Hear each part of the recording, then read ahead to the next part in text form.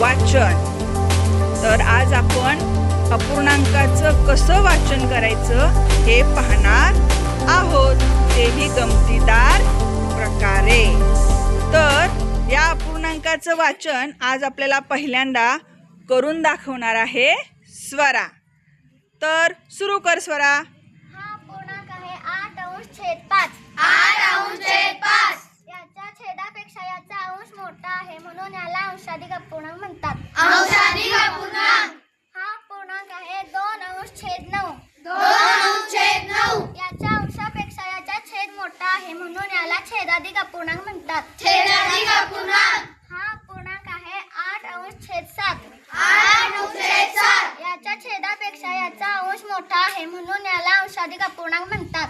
अंशाधिक अपूर्णांक। हा पूर्णांक आहे 1 अंश छेद 6।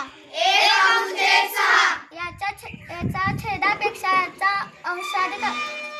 छेदापेक्षा अंश लहान आहे म्हणून याला छेदाधिक अपूर्णांक म्हणतात। छेदाधिक अपूर्णांक। हा पूर्णांक आहे 3 अंश छेद 4। 3 अंश छेद 4 याच्या अंशापेक्षा याचा छेद मोठा आहे म्हणून हा छेदाधिक अपूर्णांक आहे। छेदाधिक अपूर्णांक। हा पूर्णांक आहे 5 अंश छेद 3। 5 अंश छेद 3 याच्या छेदापेक्षा याचा अंश मोठा आहे म्हणून याला अंशाधिक अपूर्णांक म्हणतात। अंशाधिक अपूर्णांक। Very good.